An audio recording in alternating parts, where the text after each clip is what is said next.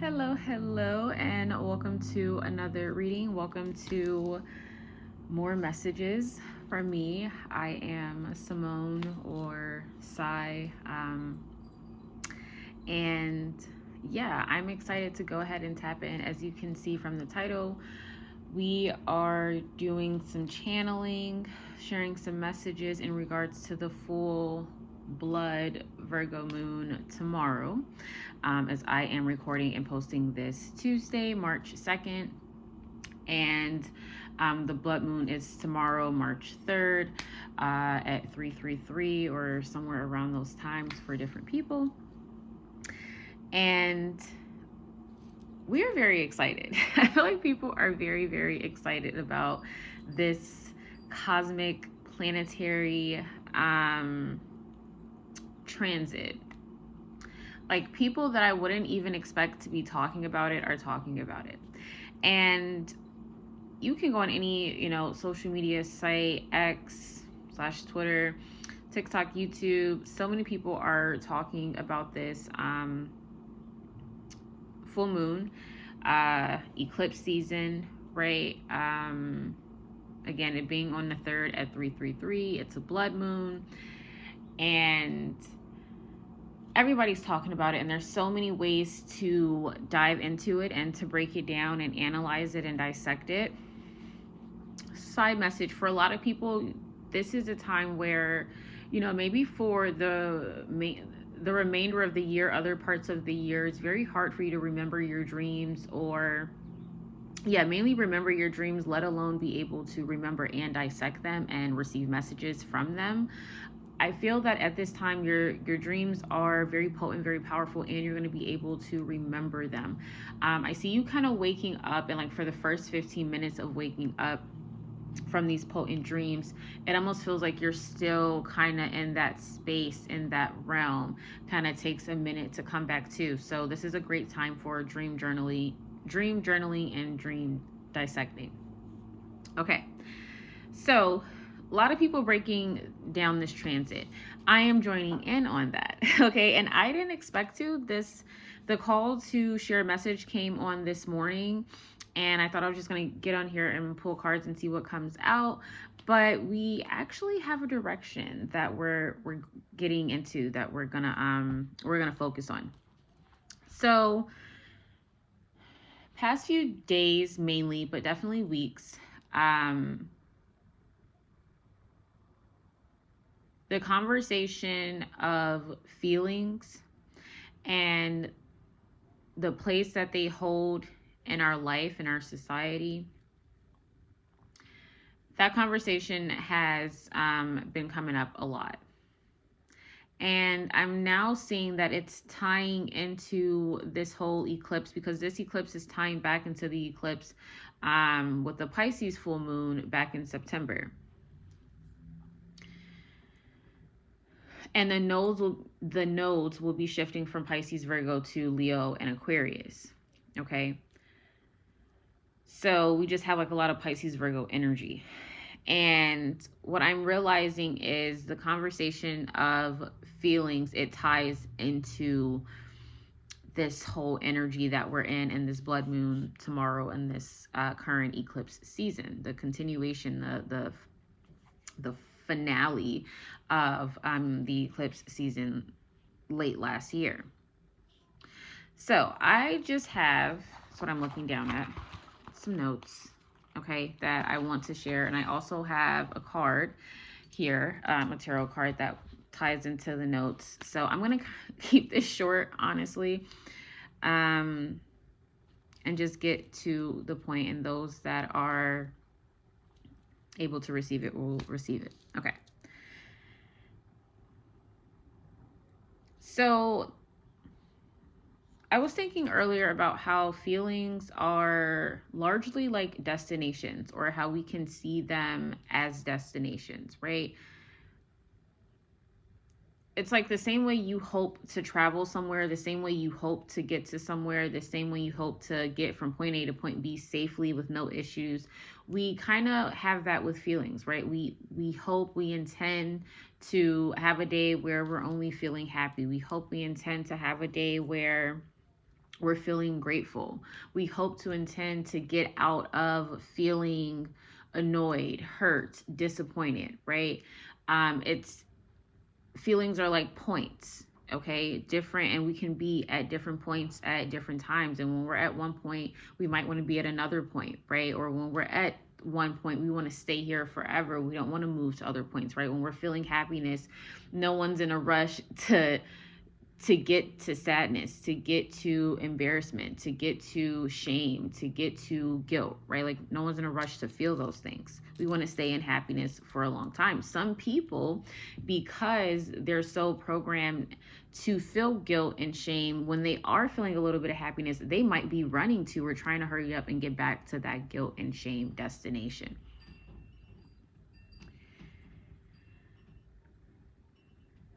And our feelings are also dictating our habits. How we feel about things, the feelings we associate with certain experiences, right? That's going to have some type of authority over our habits. So I feel like with this blood moon, all of these things are kind of coming up. There's a theme here of the pattern or the cycle, the range of feelings you're used to experiencing, right? And kind of breaking out of that. So again, maybe your life, it seems like you've only ranged from 5 different feelings: anger, irritation, hurt, disappointment, guilt, right? Like you're just ranging from these 5 different feelings. And with this eclipse season, that's definitely being highlighted. And it's kind of, especially with us also being a Mercury retrograde, it's kind of like, hey, are these still the same 5 feelings you want to rotate between? Or because it's not just what we're feeling, again, it's how long we sit within our feelings, and it's how much control our feelings have over our experiences. Because you can sit 5 different people in a simulation and give them the exact same simulated experience, but they're not all going to feel the same way about it. And they're not going to all sit in their feelings about the simulation for the same amount of time. So our experiences, our time here, right? How we experience life, largely controlled by our feelings. We know that. And this, especially being a blood moon, because I'm just thinking of like periods and that whole cycle, and the menstrual part of the cycle. I largely see periods as such a cleansing process. It's like hey, this is kind of what's going on with your body, your physical, emotional, etheric body. This is what's going on, and here's also an opportunity to kind of cleanse and reset what's going on. And then we'll do another check-in next month, right? We'll keep checking in. And I feel like that's what this blood moon is. It's a check-in for the collective. Hey, here's what's going on with your emotional, physical, etheric body, mental body, and here is the portal, right? That's this eclipse portal. Here is the opportunity to throw things back into the void and say, okay, I'm done with that, and call in what you want to bring in. Like I made all this space, I made all this room. What am I trying to kind of fill it with?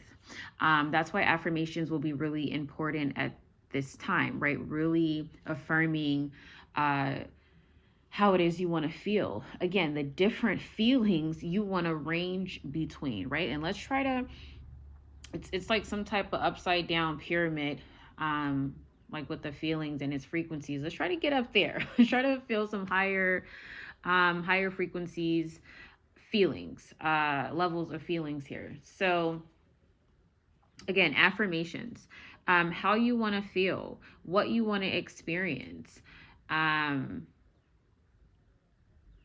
Also a huge thing that we should all be affirming this year is strength.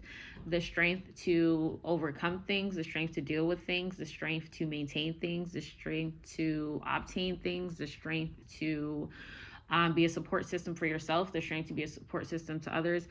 Everybody should be calling in strength, okay? Because we're always going to need it here, but we're definitely going to need it moving forward. And, you know, because we're all going to need to be strong. That's what's really going to create the changes that are so clearly necessary, is definitely strength on all fronts, okay, on a collective level. So again, this transit is highlighting where we might have been neglecting our emotional, physical, etheric, mental bodies. Pay attention to where pain is showing up. Pain in your body on a physical note, pain in regards to the emotions that you're feeling, what is causing the pain here, what's kind of a trigger to the pain. All of this matters. How deep the pain really starts. So maybe you're feeling pain somewhere deep in your body, but it's like, okay, let's kind of look at it from a metaphysical or even maybe somatic type level, so we can really get to the bottom of what's going on. Because again, this is a Virgo full moon. Virgo is Virgo is the sixth sign of the zodiac, so it definitely deals with health, right? Health is wealth is, I believe, such a Virgo motto.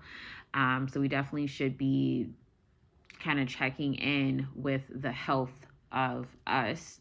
And also, right, maybe for the people that's like, oh, I'm always checking in with me, like I'm great, then let's direct that energy outwards. Where do you feel like there is some huge amount of healing that can be done, and you can kind of step in and aid in that? You can definitely show up in those spaces. All of this is remediation for this period. Again, I'm thinking of it like a period cycle. I'm thinking of it as the menstrual. This is the menstrual cycle. And when you start bleeding, right? For those that get periods, you will understand it's so important to listen to your body and what it needs. You should be doing that all month, and that's what's going to make the luteal and the menstrual cycle even smoother. But definitely once you start bleeding, because your body is really just exerting some energy, you want to listen to it. You want to give it exactly what it needs. You want to show up for it in whatever way possible. And that, again, is going to lessen out the pain and any type of trauma that period can cause you, okay? Because it's your body's not in trauma experiencing it. So now the card I pulled was, and I really didn't pull it. At some point yesterday, from personal readings to the closing out of personal readings, this card was flipped over at the top of my deck. Like every other card was face down, this was faced upright. And this is the Five of Cups. And I'm just going to go ahead and read it from the guidebook. Like I have notes about it, but I'm just going to go ahead and read it because it's very short. So this is the deck. I love it. This is such like my daily card pull deck. This is my go-to. I love her so much. We just get each other, period. So, okay. Or this is a Five of Baskets, which is the Five of Cups, but in the deck it is the Five of Baskets. Traits: disappointment, loss. Card description: a man has dropped cartons of eggs on the ground at a market. Although one carton is unsalvageable, 4 others are intact, but the man's focus was on the loss. Loss is painful. The Five of Baskets offers permission to grieve. Allow for a release, as all your emotions are valid. Part of the healing process involves mourning and processing. Remember that healing is not linear. Some days, weeks, months, or years will be easier than others. Avoiding things doesn't make them go away. Make space for being in your feelings, but don't make a home there. Not all is lost. Practice shifting your focus to joyous memories. You will feel happiness again. Trust that the best is yet to come.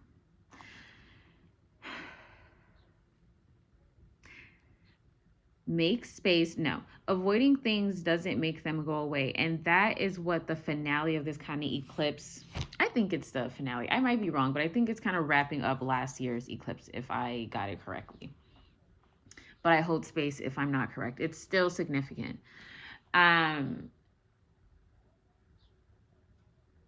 We're really just in this space where it's like you really have to be doing yourself harm and justice to still try to run from your feelings.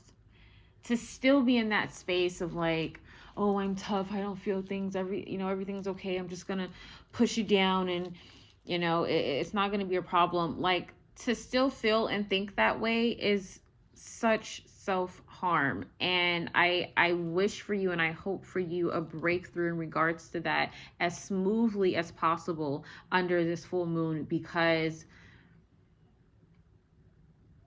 that's a hard way to live. That's a hard way to be. To try to be hard, to try to be unmovable, unfeeling, and I understand for a lot of people how that is a trauma response. So I send you love and strength if, that's still kind of something. Let me take away the word still, if that is something that you are dealing with. Okay. But just know it's transits like these, it's portals, it's energies like these that you might be dismissing, like, oh, whatever, that could really help you experience a breakthrough that sets your soul free. So you're not even just free in this lifetime, like that helps you once you even perish in this body. It's such a breakthrough when you accept and you allow yourself to be who you are, which is a feeling human being, a human being that feels, an entity, a spirit that feels. Okay. That is meant to feel things, that is meant to see and hear and touch and smell and experience things, that is going to result in different feelings. That's meant to happen. But you're also a being with will and with the spirit. So you're able to dictate and control what you feel, how you feel it, what comes after the feelings, how long you feel things. You have control in that. And that is, again, what this, I feel like what this blood moon is conveying and trying to bring up. That second part where it says, make space for being in your feelings, but don't make a home there. At first I was like, oh my God, yes, this eats. And it does. And it absolutely does. But I won't say don't make a home there. I won't really live by that. I will absolutely make a home for my feelings. I am a Pisces moon as well, so I feel like that's just part of my karma, purpose, whatever here, destiny. I will absolutely make several homes for my feelings. But again, I have several homes for different things. So I'm not just forever in this home. I could go to this home. I could go to this home. You know what I mean? Like, people have numerous places. You have the money, you have the wealth, you have the resources. I don't just have to have one home. I could visit, I can tap into. And when I think of home, I'm thinking of a safe, sacred space. It's an honoring, right? When you give something a home, you're honoring its life. You're honoring its safety. You're honoring it, whatever it is. You're giving it a safe, sacred space. You're having a hand in the protection and the shielding of something. So that's absolutely what I'm giving to my feelings, a safe space. There is no beating down up. And I'm not saying that's what the person intended to say. But again, that's just, like how the energy is kind of coming out. And I think it was worded like that. And I felt called to this deck for a reason, right? Let us create homes for our feelings. But of course, especially the feelings that we want to feel, again, ones that we don't want to feel, feelings that you don't want to associate yourself with. And not that they won't ever come on, but once they do come on, you're immediately like, no, I don't have any room for that. And again, not because you're running from it. This isn't running. This isn't avoiding. It's, I dealt with this. I experienced this. It no longer has this huge effect or weight on me. I'm not controlled by it. I'm able to control it. You're not going to get like that through avoiding. So you face it head on, boom. Now I can release it. I have no tether, no programming that keeps me attached to this feeling that I know does not make me feel good. Done with it. So even when it kind of comes up or there's a little trigger, I can get it out of here as fast as it came. That is what this portal, this transit, this month, really, especially, is allowing us, is bringing us, if we take it on, right? If we buy into it. We're also going to see how the world opens up to us when we accept ourselves. How a lot of the opportunities we've been waiting and expecting to kind of come in has been waiting on us to accept ourselves, to see ourselves, to have some type of breakthrough, some type of realization to self. We're also going to see how there were certain things that we were wanting that was attached to an identity, an aspect of ourselves that was only there due to trauma, some level of trauma here, some level of programming. But once you heal that trauma, once you cut out that programming, that part of you that identified with that dream is no longer there. You just don't want it anymore. Don't beat yourself up about it. Don't even spend too much time. See it for what it is. Like, oh my God, that's beautiful. Something is dissolving, right? This is a representation of what is dissolving within me. Awesome.